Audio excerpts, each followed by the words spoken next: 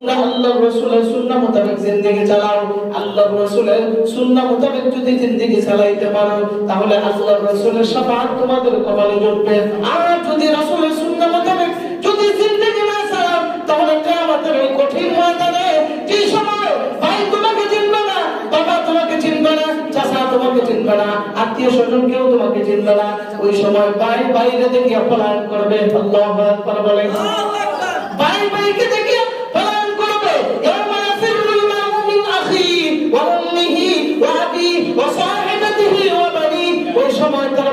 তার ভাইকে দেখে পালন করবে, বাবা তার ছেলেকে দেখে পালন করবে, মা তার সন্তানকে দেখে পালন করবে, কেউ আর তার কাছে আসবে না, সবাই পালন করবে।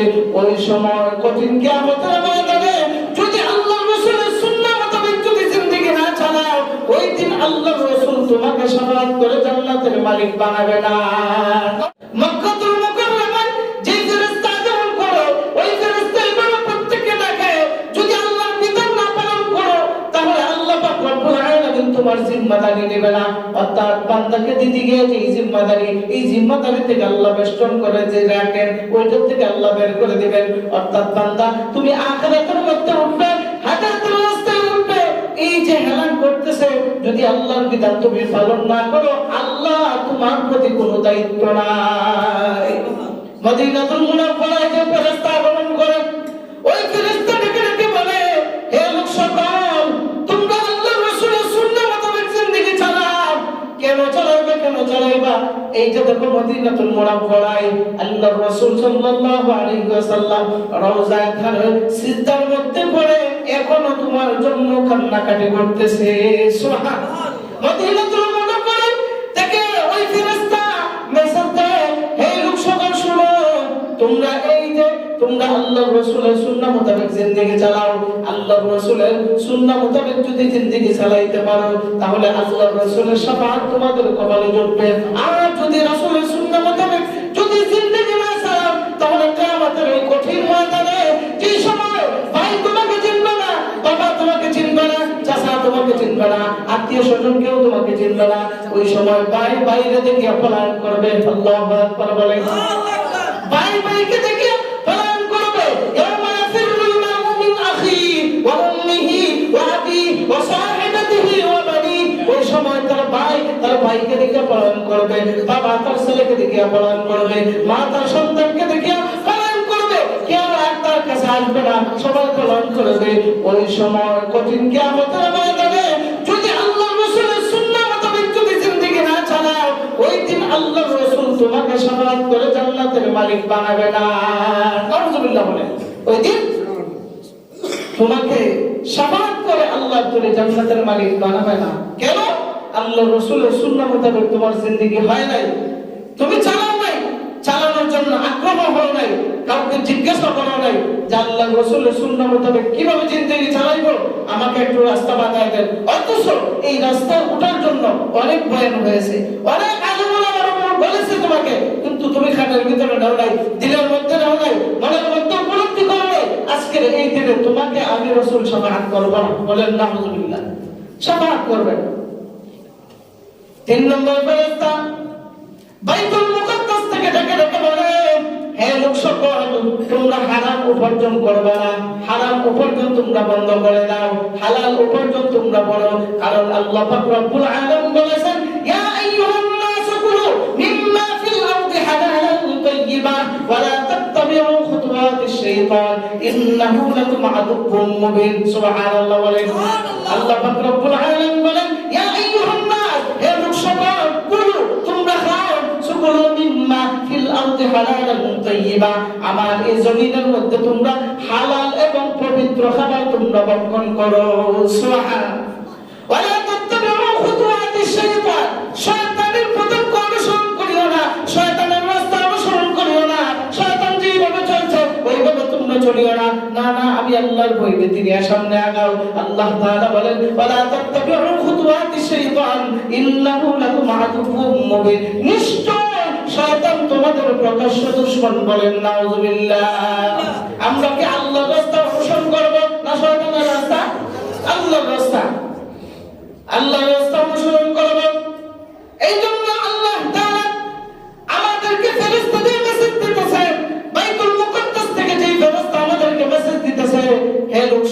তোমরা হারাম বর্জন করো, হালাল খাবার ভক্ষণ করো।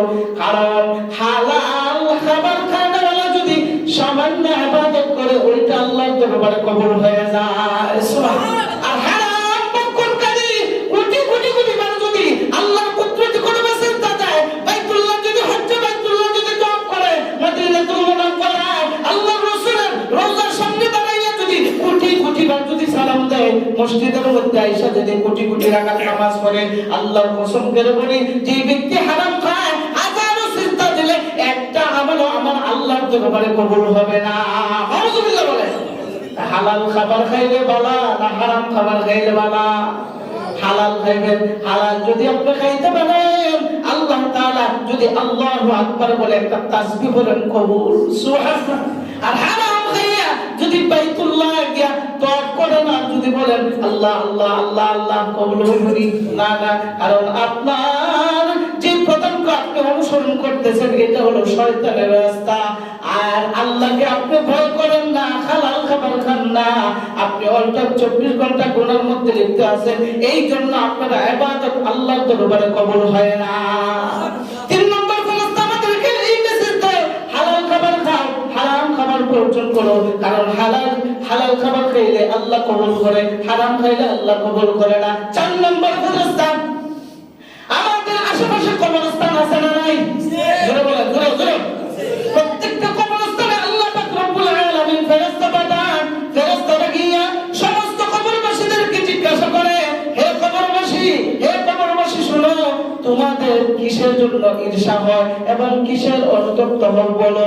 তখন তারা বলে, আমরা এই জন্য ঈর্ষা হয়, আল্লাহ তাআলা আমাদেরকে দুনিয়া নামক নিয়ামতের মধ্যে পাঠাইছিলেন। পাঠানোর পরও আমরা যে এই জায়গার মধ্যে ছিলাম, থাকার পরও আমরা আল্লাহকে রাজি খুশি করি না, আল্লাহর রাস্তায় চলি না। না চলার কারণে আজকে আমাদের এই অবস্থায়। এর কারণে আল্লাহ আমাদের খুব অনুতপ্ত হয়, আমাদের খুব খারাপ লাগে। যদি আমরা ওই দুনিয়ার মধ্যে থাকতাম, আবার যদি যাইতাম যে আল্লাহর মকবুল বান্দা হয়ে আল্লাহর দরবারে আমরা চলে আসতাম, এই জন্য আমাদের অনুতপ্ত হয়। বলেন সুবহানাল্লাহ। তোমাদের কিসের জন্য ঈর্ষা হয়? ঈর্ষা হয় এই জন্য, এখনো যারা দুনিয়ার মধ্যে বসে আছে, ইচ্ছা করলে তারা 5 ওয়াক্ত নামাজ মসজিদে গিয়ে পড়তে পারে, ইচ্ছা করলে তাসবিহ লইয়া আল্লাহ আল্লাহ বলতে পারে, ইচ্ছা করলে কোরআনটা লইয়া মন উঠানা করে তেলাওয়াত করতে পারে, ইচ্ছা করলে মা বাবার খেদমত করে দোয়া নিতে পারে, ইচ্ছা করলে যে কোনো সময় আল্লাহর দরবারে হাত তুলতে পারে, ইচ্ছা করলে যে কোনো নেক আমল করতে পারে। এই যে একটা সুযোগ তারা পাইছে, তারা ইবাদত করতে পারতেছে। এই জন্য আমাদের ঈর্ষা হয়। সুবহানাল্লাহ। ঈর্ষা আর হিংসা এক নয়। ঈর্ষা হিংসা এক নয়। হিংসা হলো ভিন্ন আর ঈর্ষা হলো ভিন্ন।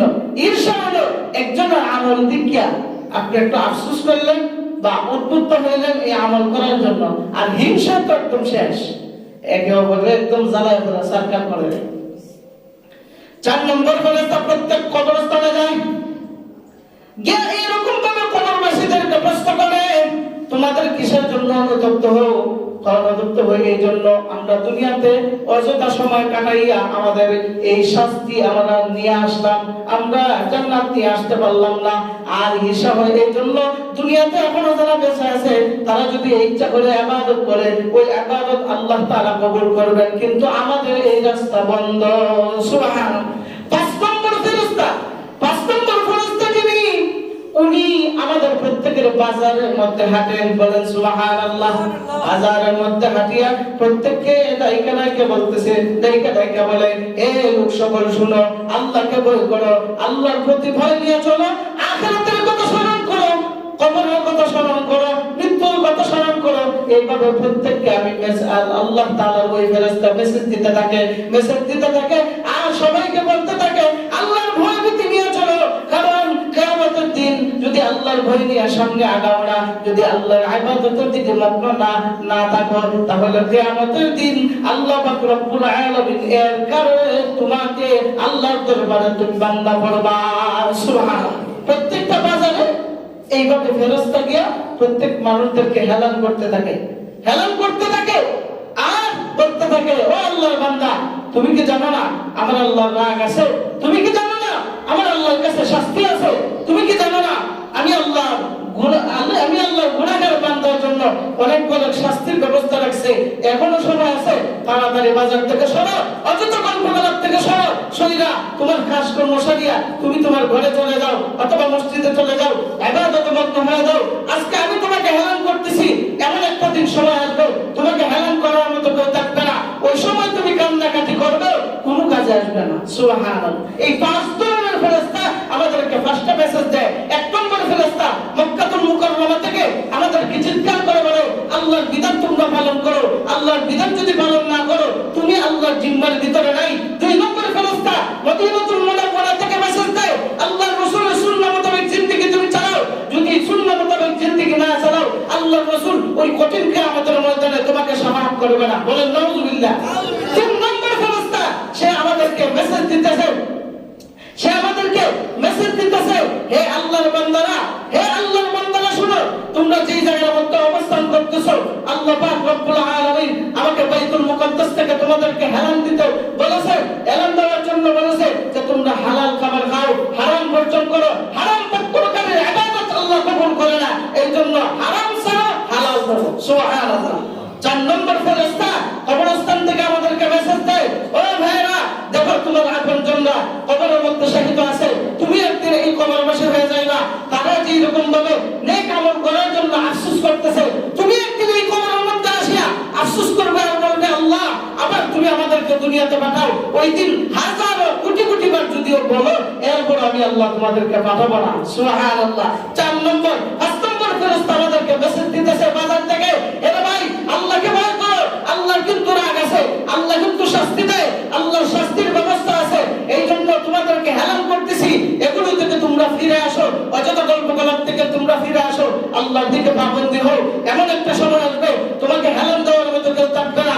হাসরের ময়দানে ওই দিন তোমাকে জিজ্ঞাসা করা হবে, তোমাকে তো আমি ফেরেশতা পাঠাইয়া ওই জায়গা থেকে ফিরে আসার জন্য, আল্লাহ রাস্তার দিকে পাবন্দী হওয়ার জন্য তোমাকে অনেক মেসেজ দিছিলাম, কিন্তু তুমি আসলে না কেন?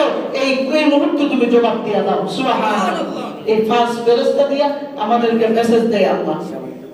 এই পাঁচ ফেরেশতা দিয়া আল্লাহ আমাদেরকে মেসেজ দেয়। আর এই মেসেজ পাইয়া যদি আমরা অন্তরের ভিতরে, দিলের ভিতরে না ঢুকাই, তো এই পাঁচ ধরনের ফেরেশতার কাছে আমরা আটক হয়ে যাব। সুবহানাল্লাহ। কারণ এই ফেরেশতাগুলো আমাদেরকে মেসেজ দিতেছে, এই মেসেজ যদি আমরা কবুল না করি, আল্লাহ তাআলা ওই দিন আমাদের সামনে ফেরেশতাকে দাঁড় করায় বলবেন, তুমি তাদেরকে হেলান করছিলে না? জি আল্লাহ আমরা হেলান করছি। সে আমলে নেই নাই। প্রত্যেকটা ফেরেশতাকে এইভাবে জিজ্ঞাসা করবে, এরপর বান্দাকে বলবে, কেন আমল করবে না, কেন আমল করবে না, কারণ কি? জবাব দিয়ে দাও। সুবহানাল্লাহ। এই জন্য আপনার আমাদের এখনো সময় আছে, যদি আমরা আমল নিয়ে যদি আমরা কবরে যাইতে পারি, তো আল্লাহ তাআলা বলেন, ওয়ালাহান নাফসা আনিল হাওয়া ফা ইন্নাল জান্নাতা হিয়াল মাওয়া। যে ব্যক্তি সে নফসকে রিমুভ করে, যে ব্যক্তি নফসের দুগায় না পড়িয়া যখন সে সামনে আগায়, আল্লাহ বলেন তার জন্য আমি জান্নাত রেডি রেখেছি। সুবহানাল্লাহ। আল্লাহ রাসূল বলেন, মান জাআ বিল হাসানাতি ফালাহু আশরু আমসালিহা। যে ব্যক্তি নেকি নিয়ে হাজির হয়, তার এই নেকিকে আমি আল্লাহ 10 গুণ বাড়ায় দেব। সুবহানাল্লাহ। এখন কি মনে করে, নেকি করা লাগবে না সারা লাগবে? নেকি করা লাগবে না সারা লাগবে? ওয়াজকে উপরে যাবে না ভিতরে ফিট করা লাগবে? ভিতরে ফিট করা লাগবে তো। এরপরে আল্লাহ রাসূল এক হাদিসের মধ্যে বলেন কি, দেখেন আল্লাহ রাসূল বলেন, এমন একটা সময় আসবে যে মানুষ অল্প দিনে বৃদ্ধ হবে, তার চুল দাড়ি পাকবে, সবকিছু একদম অল্প দিনে। এই দিনটাই এখন মানুষের একদম হায়াত একদম কমে গেছে। আগে আমাদের মুরব্বীরা দেখছি 110 বছর, 120 বছর, 30 বছর বাচ্চা না। আর এখন একটা মানুষ সর্বোচ্চ যদি সুস্থ থাকে, এরপরও 60 পাইরও খুব কম, 50-এর আগে মারা যায়। আল্লাহ রাসূল বলেন, এমন একটা সময় আসবে, ওই সময় মানুষের হায়াত একদম কম থাকবে। কিন্তু আফসোসের বিষয়, দাড়ি পাকছে, চুল পাকছে, চামড়াগুলো ঢিল হয়েছে, চোখের পাওয়ার কমছে, এরপর বান্দার লজ্জা হয় না, এরপর বান্দার শরম হয় না যে আমি একজন বৃদ্ধ লোক, এরপর আল্লাহর কুদরতে কদমে সেজদা দেই না। আল্লাহ রাসূল সাল্লাল্লাহু আলাইহি ওয়াসাল্লাম একদিন হুজরাখানায় বসে আছেন, হযরত ওমর ফারুক রাদিয়াল্লাহু তাআলা দৌড়ে গেলেন, গিয়ে দেখেন আল্লাহর রাসূল কান্নাকাটি করতেছেন। আল্লাহ আল্লাহর রাসূলকে জিজ্ঞাসা করলেন, ইয়া রাসূলুল্লাহ, ইয়া হাবিবাল্লাহ, আপনি কান্নাকাটি করতেছেন কেন? কারণ কি? আপনার কান্না দেখলে আমাদের কোনো হুঁশ থাকে না। ইয়া রাসূলুল্লাহ, কারণ কি? আল্লাহর রাসূল বলেন, ও ভাই ওমর, এই মুহূর্তে জিবরাইল আলাইহিস সালাতু ওয়াস সালাম আমাকে জানায় গেল যে আল্লাহ পাক রব্বুল আলামিন তার যে বান্দাগুলো আছে, এই বান্দাদের মধ্যে যে বৃদ্ধ যে লোকগুলো আছে, যাদের চুল দাড়ি সাদা হয়ে গেছে, যাদের চামড়াগুলো নীল হয়ে গেছে, চোখের পাওয়ার কমে গেছে, যৌবনের শক্তি কমে গেছে, ওই লোকগুলোকে আল্লাহ তাআলা শাস্তি দিতে বড় শরম লাগে। সুবহানাল্লাহ। আল্লাহ রাসূল কান্না করতেছেন আর বলতেছেন, আল্লাহ তাআলা তাদেরকে শাস্তি দিতে শরম পায়, কিন্তু আফসোসের বিষয় আমার উম্মতের মধ্যে একজন লোক হবে বৃদ্ধ হওয়ার পরও এরপরও তার লজ্জা হবে না যে তাকে শাস্তি দিবে। সুবহানাল্লাহ। আমার আল্লাহর লজ্জা হয়, কিন্তু বান্দার লজ্জা হয় না যে বান্দা ইবাদত করে না, ইবাদত না করার কারণে যে আল্লাহর কাছে এই হাসরের ময়দানে শরম পাবে, শরম যে পাবে, এটার জন্য তার লজ্জা হয় না। কারণ হাসরের ময়দানে এমন একটা অবস্থা হবে, আমাদের সমস্ত মানুষগুলো উলঙ্গ অবস্থায় দাঁড়ায় থাকবে, এক পায়ের উপর 50,000 বছর। সুবহানাল্লাহ। ওই দিন যখন দাঁড়ায় থাকবে, দাঁড়াইয়া যখন তার আমলনামাগুলো ওপেন করে দেওয়া হবে, তখন আমলনামা শুনবে আর বলবে, আল্লাহ, এই আমলনামাগুলো তুমি আর শুনায় না, আমাকে আর শুনায় না, এতগুলো মানুষের সামনে আমাকে আর লজ্জা দিও না আল্লাহ, এই মুহূর্তে বিচারের কাজ সম্পূর্ণ করে আমাকে প্রয়োজনে জাহান্নামে দিয়ে দাও, এরপরও তুমি আমাকে শরম দিও না। সুবহানাল্লাহ। আল্লাহর রাসূল বলেন, এমন একজন লোক আছে যারা চুল দাড়ি সবকিছু সাদা হয়ে গেছে, পাওয়ারটা গ্রন্থ ভাষার পড়লে পাওয়ারটা বড় গেছে, এরপরে মসজিদে ঠাকুর দেয় না, আছে না? বল যে সব বৃদ্ধ হয়ে গেছে, এরপরও সে আল্লাহর পথে পাবন্দি হয় না, আমার বড় লজ্জা হয়, তাদেরকে আমি জাহান্নামে কিভাবে শাস্তি দিব। সুবহানাল্লাহ। অথচ নেক ছোট হোক বড় হোক, কিয়ামতের ময়দানে আপনি সব কিছু দেখতে পারবেন ওপেন। সুবহানাল্লাহ। ওপেন ক্যামেরায় দেখতে পারবেন। আম্মা জান আয়েশা সিদ্দিকা রাদিয়াল্লাহু তাআলা আনহাকে আল্লাহর রাসূল বলেন, হে আয়েশা, ছোট যে নেকগুলো আছে এগুলোর দিকে কিন্তু তুমি লক্ষ্য করিও। ইয়া রাসূলুল্লাহ, কেন লক্ষ্য করব?